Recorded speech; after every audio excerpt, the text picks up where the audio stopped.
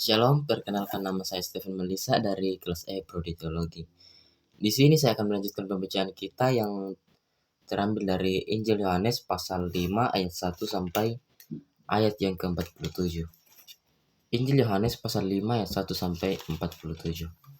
Firman Tuhan, penyembuhan pada hari Sabat di kolam Betesda. Sesudah itu ada hari raya orang Yahudi dan Yesus berangkat ke Yerusalem.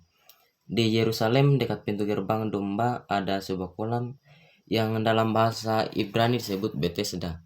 Ada 5 serambinya, dan di serambi-serambi itu berbaring sejumlah besar orang sakit, orang-orang buta, orang-orang timpang, dan orang-orang lumpuh yang menantikan goncangan air kolam itu.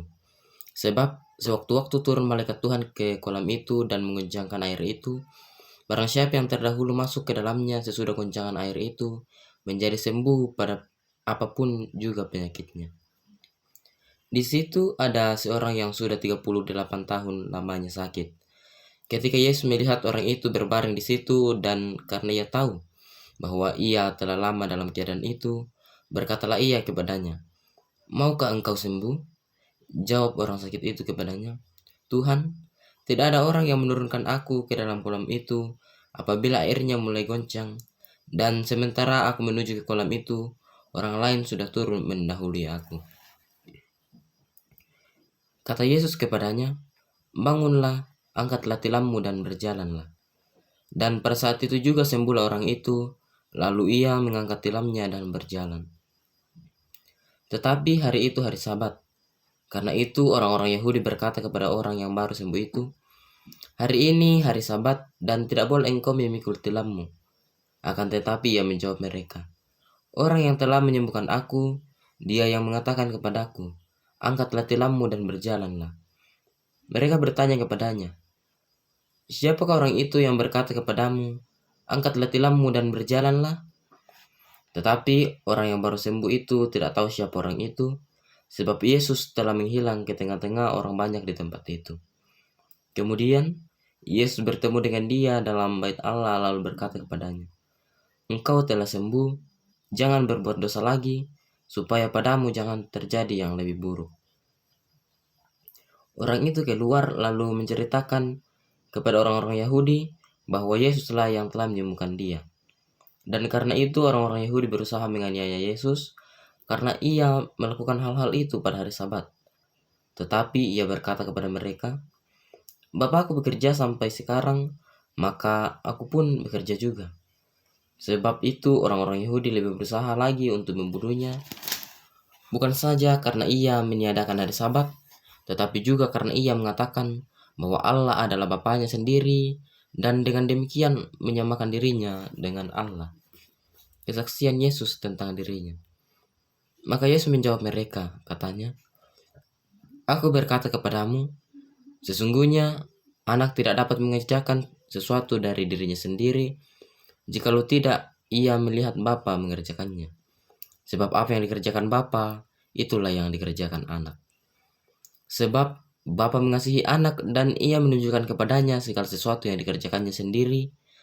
Bahkan ia akan menunjukkan kepadanya pekerjaan-pekerjaan yang lebih besar lagi daripada pekerjaan-pekerjaan itu, sehingga kamu menjadi heran. Sebab sama seperti Bapa membangkitkan orang-orang mati dan menghidupkannya, demikian juga anak menghidupkan barang siapa yang dikehendakinya. Bapa tidak menghakimi siapapun, melainkan telah menyerahkan penghakiman itu seluruhnya kepada anak, supaya semua orang yang menghormati anak sama seperti mereka menghormati Bapa. Barang siapa tidak menghormati anak, ia juga tidak menghormati Bapa yang mengutus dia. Aku berkata kepadamu, sesungguhnya barang siapa mendengar perkataanku dan percaya kepada dia yang mengutus aku, ia mempunyai hidup yang kekal dan tidak turut dihukum, sebab ia sudah pindah dari dalam maut ke dalam hidup.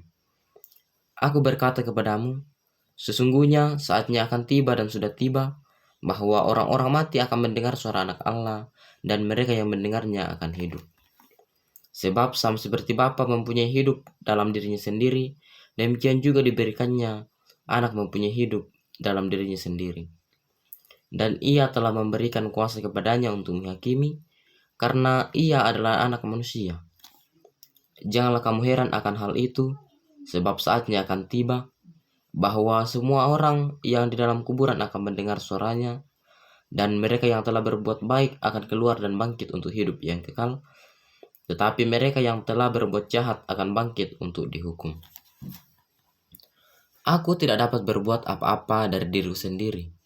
Aku menghakimi sesuai dengan apa yang aku dengar, dan penghakimanku adil, sebab aku tidak menuruti kehendakku sendiri, melainkan kehendak Dia yang mengutus aku. Karena kalau aku bersaksi tentang diriku sendiri, maka kesaksianku itu tidak benar. Ada yang lain yang bersaksi tentang aku, dan aku tahu bahwa kesaksian yang diberikannya tentang aku adalah benar. Kamu telah mengirim utusan kepada Yohanes, dan ia telah bersaksi tentang kebenaran. Tetapi aku tidak memerlukan kesaksian dari manusia, namun aku mengatakan hal ini supaya kamu diselamatkan. Ia adalah pelita yang menyala dan yang bercahaya, dan kamu hanya mau menikmati seketika saja cahayanya itu. Tetapi aku mempunyai suatu kesaksian yang lebih penting daripada kesaksian Yohanes, yaitu segala pekerjaan yang diserahkan Bapa kepadaku, supaya aku melaksanakannya. Pekerjaan itu juga yang kukerjakan sekarang, dan itulah yang memberi kesaksian tentang aku, bahwa Bapa yang mengutus aku. Bapa yang mengutus aku, Dialah yang bersaksi tentang aku. Kamu tidak pernah mendengar suaranya, rupanya pun tidak pernah kamu lihat, dan firman-Nya tidak menetap di dalam dirimu, sebab kamu tidak percaya kepada Dia yang diutusnya. Kamu menyelidiki kitab-kitab suci, sebab kamu menyangka bahwa olehnya kamu mempunyai hidup yang kekal. Tetapi walaupun kitab-kitab suci itu memberi kesaksian tentang aku, namun kamu tidak mau datang kepadaku untuk memperoleh hidup itu. Aku tidak memerlukan hormat dari manusia, tetapi tentang kamu, memang aku tahu bahwa di dalam hatimu, kamu tidak mempunyai kasih akan Allah. Aku datang dalam nama Bapakku, dan kamu tidak menerima aku. Jikalau orang lain datang atas namanya sendiri, kamu akan menerima dia. Bagaimanakah kamu dapat percaya bahwa yang menerima hormat seorang dari yang lain, dan yang tidak mencari hormat yang datang dari Allah yang Esa? Jangan kamu menyangka bahwa aku akan mendakwa kamu di hadapan Bapa. Yang mendakwa kamu adalah Musa, yaitu Musa yang kepadanya kamu menaruh pengharapanmu. Sebab jikalau kamu percaya kepada Musa, tentu kamu akan percaya juga kepadaku, sebab ia telah menulis tentang aku. Tetapi jikalau kamu tidak percaya akan apa yang ditulisnya, bagaimanakah kamu akan percaya akan apa yang kukatakan? Amin, firman Tuhan.